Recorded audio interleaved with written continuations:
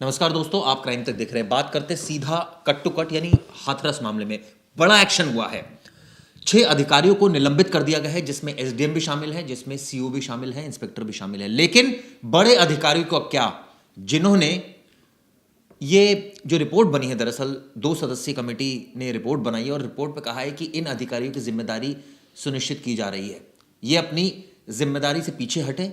इन्होंने भीड़ बढ़ रही थी, प्रशासन को यानी सीनियर अधिकारियों को इन्फॉर्म नहीं किया और इस आधार पर यह कार्रवाई की गई। लेकिन सवाल तो उठता है ये कि सीनियर अधिकारी क्या सिर्फ कमरे में बैठकर स्ट्रैटेजी बनाने के लिए बैठे हैं? क्या मौके पर हालात जिस तरह के हैं उसके बारे में उनकी कोई जवाबदेही नहीं है? दूसरा, क्या ये जूनियर अधिकारी की ही सारी जिम्मेदारी है? गोपाल जी। चिराग, हमेशा ये देखा जाता है कि जो फंसा वो जूनियर अधिकारी, यानी दस्तूर बन चुका है कि बड़े अधिकारी अक्सर जो है वो एस्केप रूट ले लेते हैं और छोटे अधिकारियों को फंसा के मामले को रफा दफा कर दिया जाता है। ये भी कहा जाए कि सारा काम ही छोटे अधिकारियों के जिम्मे छोड़ा जाता है, बड़ों को कुछ काम सुपरविजन का काम होता है। और उसमें कोई ऐसी लेकिन जवाबदेही अब नहीं होती। अगर सुपरविजन की ही बात है तो सुपरविजन तो यहाँ पर भी जरूरी था ना, कि जब अब वहाँ पे सारी चीज़ें केओस हो रही हैं, जब वहाँ पे सारी चीज़ें अकॉर्डिंग टू रूल्स नहीं हो रही हैं, तो फिर बड़े अधिकारियों को तुरंत एक्शन में आना चाहिए था, तुरंत किसी भी तरह की कार्रवाई करनी चाहिए थी ताकि ये हादसा होने से बच जाता। लेकिन सवाल ये है कि वो तो ये कह रहे हैं ना कि एसडीएम ने बताया ही नहीं बड़े अधिकारियों को कि नीचे गड़बड़ चल रही है। नहीं, और ना बड़े अधिकारियों को कैसे पता चलेगा? जाहिर सी बात है कि कहीं देखिए, पूरे मामले में कम्युनिकेशन गैप है, पूरे मामले में नेग्लिजेंसी है, पूरे मामले में हर तरीके से अपना पल्ला झाड़ने की कोशिश है। इनकी टोपी उनके सर, उनकी टोपी उनके सर, यही एक पूरी कवायद चल रही है। अगर देखा जाए कि जब से बात मीडिया में आई और मीडिया के थ्रू ये सारी चीज़ें फैली, सवाल केवल यह है कि ऐसे किसी भी आयोजन में होना क्या चाहिए। क्या अधिकारियों को खुद जाके चीज़ों को मॉनिटर नहीं करना चाहिए? ये काम अधिकारियों का नहीं है, सीनियर अधिकारियों का, तो फिर क्या काम है सीनियर अधिकारियों का? मुझे तो ये पता चला। नहीं, मैं जानना चाहता हूँ यूपी प्रशासन से कि आखिर सीनियर अधिकारियों का काम क्या है। देखो चिराग, ऐसा है कि कुछ चीज़ें हैं जिसमें सीनियर अधिकारियों का काम ये होता है कि भाई ठीक है, स्ट्रेटजी बना दी और सारी चीज़ों को डिप्लॉय कर दिया, ठीक है, कि भाई हमने कैसे पावर को डिसेंट्रलाइज करना चाहिए, तो पावर उन्होंने डेलीगेट कर दी कि भाई आपका काम ये, आपका काम ये, आपका काम ये।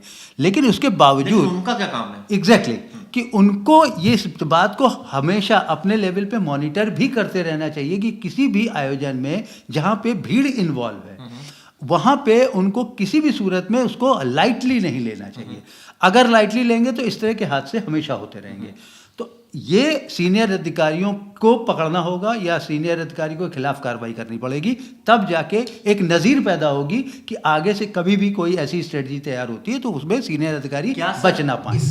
इसकी सबसे बड़ा रीजन ये है क्योंकि हमने सर कई केसेस में देखा है कि सीनियर अधिकारियों के खिलाफ कार्रवाई होती है, ऐसा नहीं है। हाँ, एसपी बिल्कुल होती है, सस्पेंड भी किए जाते हैं। लेकिन क्या ये केस उन केसेस से डिफर है? अगर एक आयोजन हो रहा है, फॉर एग्जाम्पल, वहां 2 लाख लोग जुट रहे हैं, भाई आप अगर एसपी किसी इलाके के हैं, एसएसपी है, तो वहाँ की जो पॉपुलेशन होती है तकरीबन 8-10 थाने आपके अंदर होते हैं। और अगर पॉपुलेशन की बात की जाए, अगर 2 लाख भी एक थाने की लगाई जाए तो करीब करीब 10-12 लाख होती है। हाँ। अगर एक ही जगह पर 2 लाख लोग जुट रहे हैं, आप सोचिए, तो क्या इसमें भी जवाबदेही एसपी एसएसपी की नहीं बनती? बिल्कुल है, 100% है इसमें।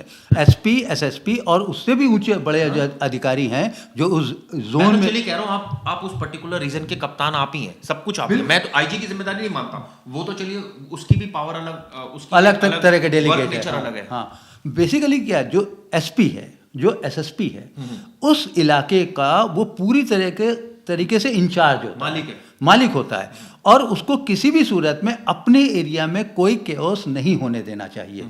उसके लिए बेशक वो पावर डेलीगेट कर दे, लेकिन अपनी मॉनिटरिंग वो कभी नहीं छोड़नी चाहिए। अगर ऐसा करता है तो देखिए, आपने भी देखा होगा, एक छोटा सा एग्जाम्पल, कि किसी भी चौराहे पर जब ज़्यादा भीड़ जमा होने लगती है या ज़्यादा जाम सा लगने लगता है तो क्या होता है, 2 कांस्टेबल आते हैं और सारी चीज़ें बड़ी ढंग से स्ट्रीमलाइन हो जाती है। ठीक है। जब तक कोई हवलदार या कोई भी इस तरह का पुलिस अफसर वहाँ पे नहीं होता है तो केओस रहता है। ठीक है। तो ये बिल्कुल इसी चीज़ को अब बड़े उसमें कैनवास में अब उतार लीजिए कि अगर कोई इतना बड़ा आयोजन हो रहा है, अगर वहाँ पे बड़ा अधिकारी एक बार भी वहाँ पे आके अपना मार्च करता है या जाके उसको एक बार साइकोलॉजिकल प्रेशर होता है। बिल्कुल, तो वहाँ पे जितना भी डिप्लॉयमेंट है पूरी टीम का, वो सब के सब अलर्ट रहते हैं कि कभी भी कप्तान साहब आ सकते हैं। ऐसे में कोई भी अगर कमजोरी पड़ेगा या किसी की भी एरिया में कोई गड़बड़ी दिखेगी तो उसके खिलाफ एक्शन हो जाएगा।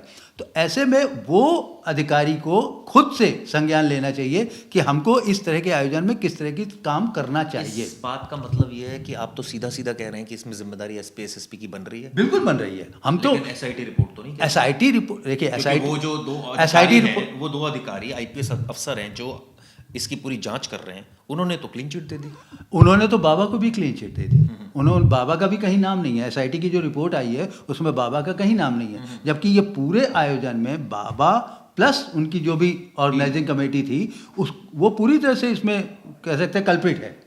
अगर उसको नहीं हम कह सकते हैं नकेल कर सकते हैं तो फिर तो आप कुछ भी कर लीजिए, कोई भी एसआईटी रिपोर्ट बना लीजिए, कैसी भी रिपोर्ट बना लीजिए, फिर तो वो लीपापोती वाले काम हो जाएगा। लेकिन लीपापोती से काम नहीं चलेगा। 123 लोगों की मौत हुई है, 1-2 लोगों की मौत भी नहीं हुई है, 123 लोगों की जिंदगी का सवाल है भाई।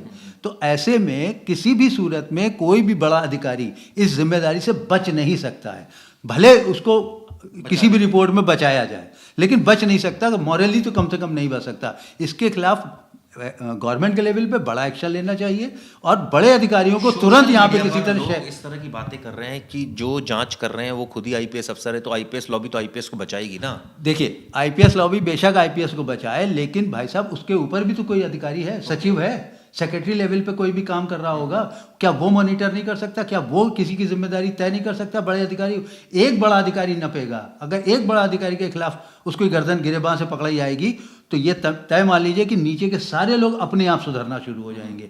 एक बार एक्शन लेने की बात है, आप नज़ीर सेट कीजिए। क्या ऐसे किसी भी मामले में आपको नज़ीर सेट करनी पड़ेगी। सर एक आईपीएस अफसर तो बहुत ज्यादा पढ़ लिख कर उसका काम सड़क पर खड़े होके देखिए, ये डंडा अगर उसका काम मॉनिटरिंग का है और वो अपना काम बखूबी अगर आप कर दिया था। आप किस सेंस में भी देखा जाए तो आप किस नेचर ऑफ जॉब में हैं, आपका काम लिखना है, लेकिन आपसे कहा जाता है कोई रिपोर्ट, आपके पास जो रिपोर्ट आएगी आप उसी पर तो लिखोगे ना। लेकिन क्यों आपसे कोई बॉस टोकता है, कहता है कि आपसे ये रिपोर्ट मिस हुई, जबकि वो तो आपका काम नहीं है।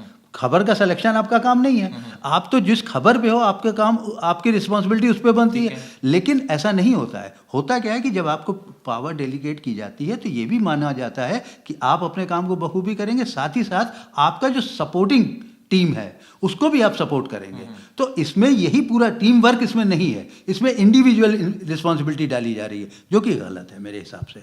यानी छोटे अधिकारी नप गए, बड़े बच गए। बिल्कुल यही हुआ है पूरे इसमें स्ट्रेटजी में, यही देखा जा रहा है कि छोटे अधिकारियों को टोपी डाल के और किसी भी तरह से स्केप रूट के लेके निकल जाओ। बाबा को छोड़ दिया, बाबा का तो रोल वही सबसे बड़ा सस्पेंस है कि बाबा को क्यों छोड़ा जा रहा है, जबकि पूरे ऑर्गेनाइजेशन में, पूरे इस आयोजन में बाबा एक बहुत बड़ा फिगर है जिसको तुरंत नकेल कसनी चाहिए, लेकिन अभी तक नहीं कसी जा रही है। अभी तक जो एसआईटी की रिपोर्ट है उसमें भी कहीं बाबा का नाम नहीं है, एफआईआर में भी बाबा का नाम नहीं है, और जो अभी तक जितने भी एलिगेशंस आ रहे हैं उसमें बाकी लोगों के नाम तो आ रहे हैं लेकिन बाबा का नाम नहीं आ रहा। तो ये तो गलत है ना। बाबा ने क्या लोगों को कहा कि मेरे पीछे भागो भाई, भगदड़ हुई वहां तो ये तो रिपोर्ट यही कह रही है कि सेवादारों ने धक्का दिया, उसके बाद ही सारा तो सेवादारों को पकड़ के टांगो, वो कर रहे हैं, वो नहीं कर रहे हैं ना। अभी कुछ सेवादार अरेस्ट हुए, 6 तो हुए हैं अरेस्ट। वहां पे कितने लोगों की फोर्स थी, सबको उठा के टांगो, नहीं टांग रहे हैं ना। वो कहीं ना कहीं बस उसमें भी वही। आप लॉजिकली ये सोचिए कि जहां पर ये जिस पैसेज पर ये वो हुआ,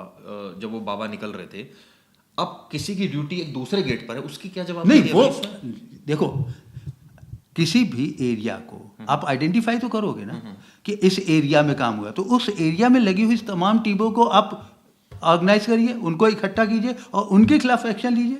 आप सबको भले मत कीजिए, लेकिन कम से कम जो सराउंडिंग्स की सारी टीमें हैं आप उनके खिलाफ पूरा एक्शन लीजिए। आप उनको नहीं कर रहे हैं, आप उसमें भी पिक एंड चूज कर रहे हैं कि इनको पकड़ लो, इनको पकड़ लो, इनको पकड़ लो, तो ये तो गलत है। एक ही एसएचओ थोड़ी वहाँ पे लगा होगा, वहाँ पे तो कई एसएचओ होंगे। नहीं, जिसका एरिया वो वही प्राइम, तो वहाँ पे कई टीमें लगी होंगी, ऐसा नहीं है कि एक टीम नहीं लगाई, हो सकता है ना लगाई हो, कम अधिकारी लगाए हो, यही तो बात हो रही है कि अधिकारी कम थे वहाँ। तो वही तो ये किसकी गलती है, तो ये किसकी कमी है? ये तो देखना पड़ेगा बड़े अधिकारियों को ना कि हमारे पास कितनी टीम है, उसके हिसाब से कितना डिप्लॉयमेंट हम कर रहे हैं। तो ये तो बड़े अधिकारियों का काम हो गया। चलिए, 2 सदस्यीय कमेटी ने रिपोर्ट दे दी है। सीनियर अधिकारियों के खिलाफ कोई कार्रवाई नहीं, जूनियर अधिकारी एसडीएम लेवल के ऑफिसर्स को सस्पेंड कर दिया गया है, 6 अधिकारियों को। आयोजकों के खिलाफ एफआईआर हो गई है, बाबा को बचा लिया गया, अभी तक ऐसा लग रहा है। लेकिन आने वाले वक्त में हो सकता है गहनता से जांच हो, कुछ और चीज़ें साफ हो। लेकिन अभी तक की जो स्थिति है उसके आधार पर हम बातें कर रहे हैं, और जो भी हम बातें कर रहे हैं ये तमाम बातें सोशल मीडिया पर लोग पूछ रहे हैं, जो आरोप लगा रहे हैं, ये हमारे निजी विचार नहीं है। वो आरोप लगा रहे हैं, वो हम आरोप यहाँ पर रख रहे हैं और उस पर हम डिस्कस कर रहे हैं। आप लोगों का इस पर क्या व्यू पॉइंट है, जरूर बताइएगा। धन्यवाद।